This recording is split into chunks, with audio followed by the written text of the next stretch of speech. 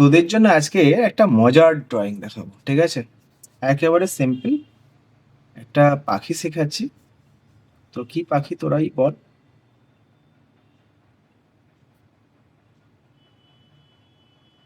আগে রাউন্ড করে নিবি। তারপর এখান থেকে নিয়ে এখানে একটা লাইন, তুই জানিস এটা কি? জানিস তো?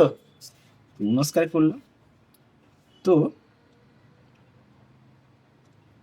আজকে নমস্কার দিয়ে তোদেরকে একটা পাখি শেখাবো। ব্যাস, এবার এখান থেকে নিয়ে এখানে একটা ডি করে নিলাম। একেবারে ইজি। কে ঠিক কি না? চলো, তারপর এটা বাইরে বার করে দিই, বাড়িয়ে দিই, হয়ে গেল। চলো, এখানে আমি পুরো একবারে ফিনিশিং করে করেছি, ঠিক আছে? আমি হালকা করে একটা শেপ নিয়ে নিই, তাহলে ফিনিশিং করতে সুবিধা হবে। কারণটা কি, আমি ডাইরেক্ট ডাইরেক্ট করে দেখাতে পারতাম, কিন্তু তোরা পারবি না বলি তাই প্রসেসগুলোকে দিয়ে দেখাচ্ছি।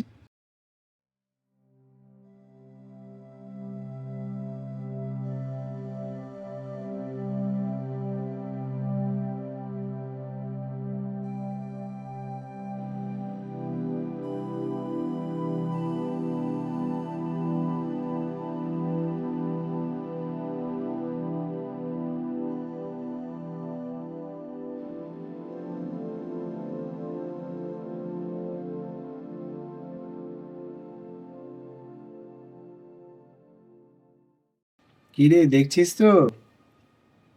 না চুপ করে আছিস? শুধু দেখলে হবে না, খাতা বার কর।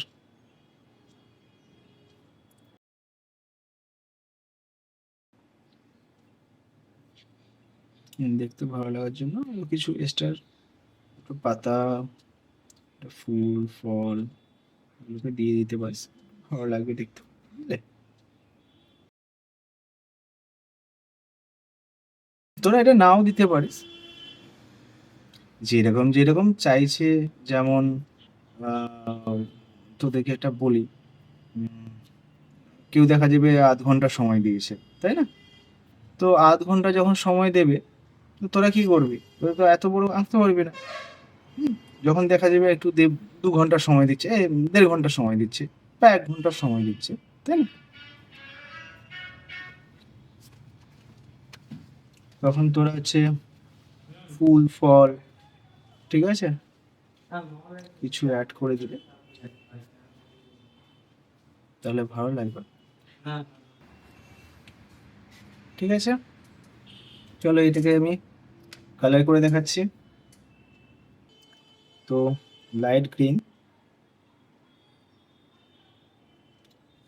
তোরা হচ্ছে হয় না যে একেবারে চাপ দিয়ে একবারে ডিপ করে করে দিবি, সেরকম করবি না, কোনো হালকা আলতো আলতো ছোঁয়াতে যাবে। প্রয়োজন হলে প্রেসার বাড়াবি কমাবি, ঠিক আছে? আর যারা একেবারে ছোটরা, তারা হচ্ছে এমনি নর্মালভাবে ঘষবি, ঠিক আছে? আগে সবসময় জন্য আগে লাইট কালার তারপরে ডিপ কালার ব্যবহার করবি, কিন্তু একটু আমি চেঞ্জ করলাম। এটা হচ্ছে যারা চাপ বেশি কম করতে পারবে তাদের জন্য, ঠিক আছে? আর এর কিছু টিপস আমি পরে বলে দেবো।